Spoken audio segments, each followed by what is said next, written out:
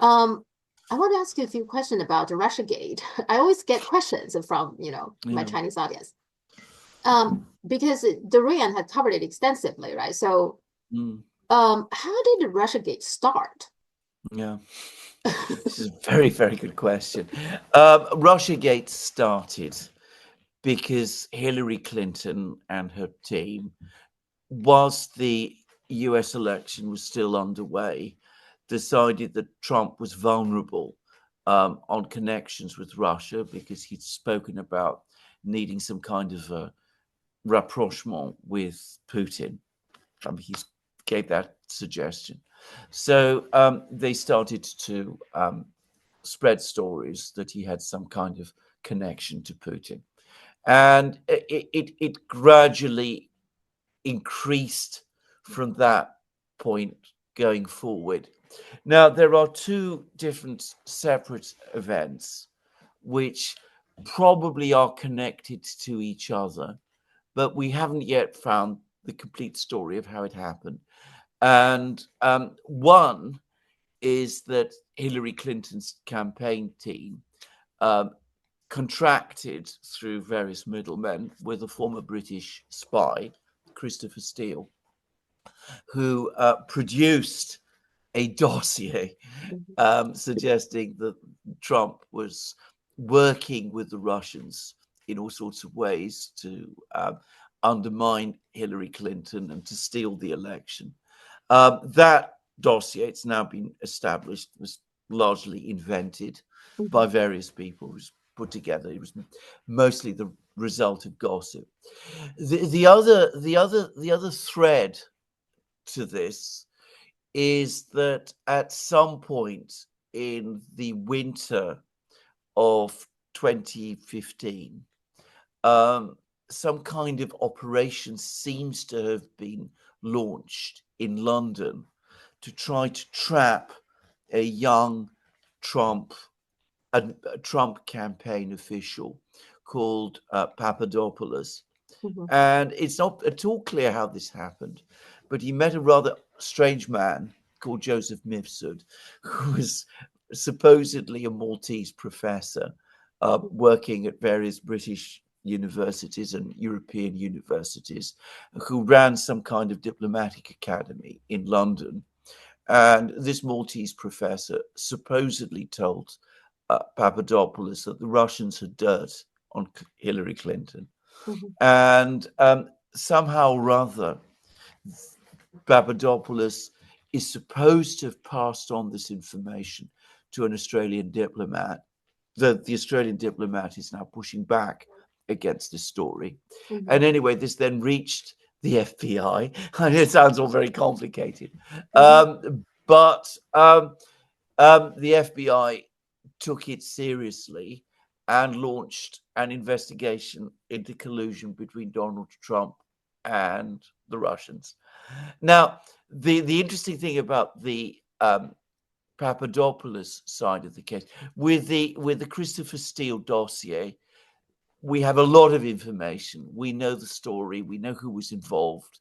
We have it all fairly clearly set out. With the Papadopoulos side, we really don't, Mhm. and we know very, very little. And the biggest mystery of all, the most complicated, unexplained thing is the personality of this Maltese professor, Joseph Mifsud. Mhm. Because after Russiagate began, after Papadopoulos himself was charged, Mifsud disappeared. He's just vanished. Nobody can find him. His documents, some of his documents, turned up in a hotel in the Canary Islands, but he has vanished off the face of the earth. Mhm. And you know that my wife is an academic, a Mhm. British academic. Mhm. So I've used my contacts through my wife to try and find Professor Mifsud's Mhm. academic scholarship, the result of his Mhm. scholarship, which led him to getting very prestigious academic positions in Italian and British Mhm. universities, including the University of Aberdeen. And his academic publications come down to one article, one paper that he Mhm. wrote about education policy, which is so incredibly thin. It might have been produced by an AI robot. I mean, it's absolutely nothing. So you have this man who Mhm. supposedly ran a diplomatic academy in London.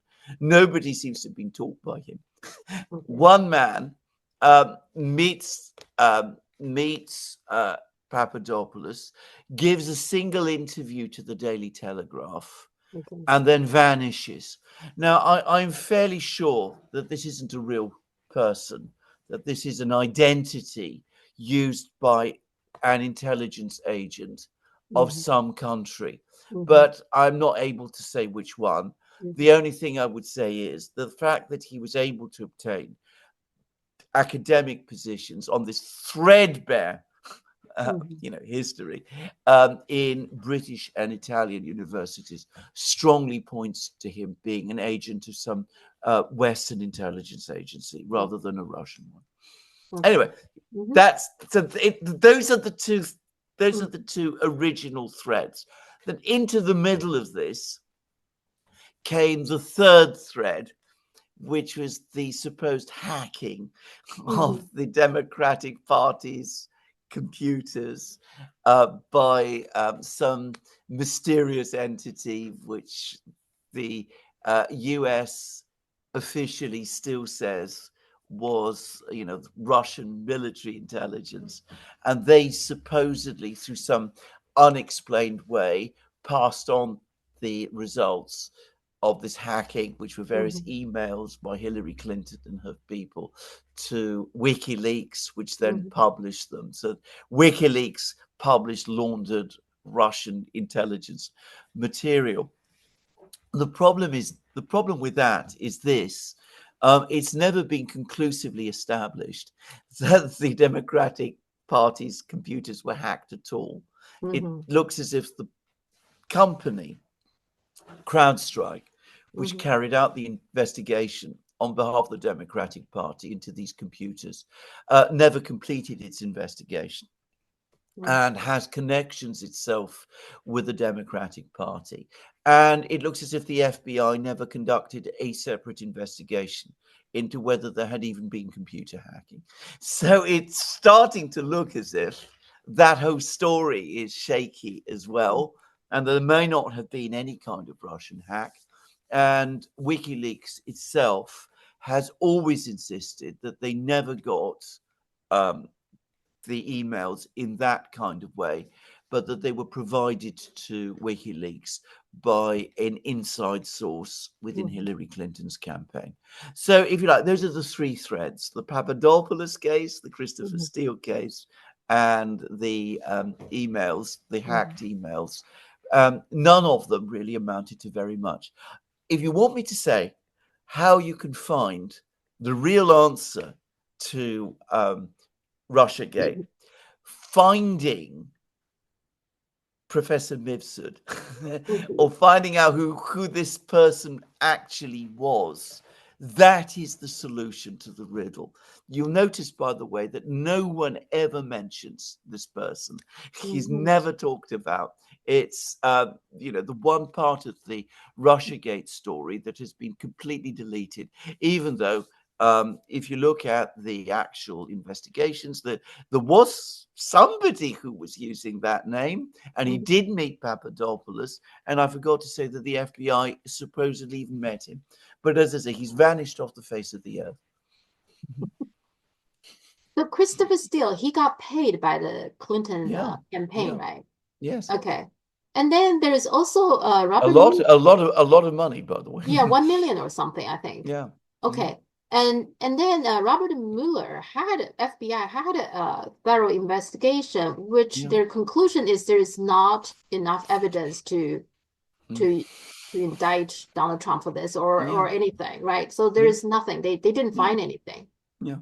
The people they indicted on other Yeah. problems, right? Yeah. Not related to this. Yes. Okay. Um, but there's still plenty of people still believe that today. They still believe the Yeah. Russian gate today, right? Oh, yes, absolutely. I mean, I've met people like this who are still Yeah. convinced that it is all true. I mean, it's Mm, because there's never been any official statement by any of the investigative agencies saying not that there was insufficient evidence to mhm, bring a case, but that the whole thing was a tissue mhm, of mhm. lies. I mean, nobody has ever come forward and said that other than Trump himself and the people around him. You think Trump, once he's in office, is going to set the record straight? He will try, I guess. But Well, during his first presidency, his attorney general, a man called Bill Barr, mhm, appointed an investigator called John Durham okay. to investigate Uh, Russiagate. And Durham did produce a report, but it was an absolute damp squib. I mean, it didn't tell us mhm, anything. mhm, I mean, it just said, none of this was really true, but mhm, everybody acted in good faith, and nobody mhm, should be punished for it. So, I mhm, mean, it really didn't lead anywhere. A mhm. proper, aggressive investigation, calling in all the people at the FBI, the CIA, and all the others who were really parties to this thing, has never taken place. Well, Bill Barr has a lot of issues. I don't know. I mean, I read Mm, something, this guy even has yeah, some connection with Epstein, it seems like. I mean, yeah, or maybe his father had wasn't his father hired Epstein at one point or yeah, something. But yes. anyway. Um, the whole thing, I guess, is for to to put Trump in a very bad way that it like his win is not really legitimate, right? And at the Yeah. same time, also put dirt on Russia, so make Russia look bad. So Russia is interfering with the U.S. Yes, Didn't Russia also get sanctioned because of that? Because Russia absolutely. interfering the U.S. politics, right? Abs- Absolutely. I mean, Right. it was what really started the sanctions war in Mhm, the last weeks of the Obama administration. Obama expelled dozens of Russian diplomats from the United States and seized Russian diplomatic property in the United States, which is, by the way, contrary to international law. And the mhm. Russians always bring this up. And a whole series of sanctions were then imposed on the Russians on the strength of this, Okay. which have never been reversed. Okay.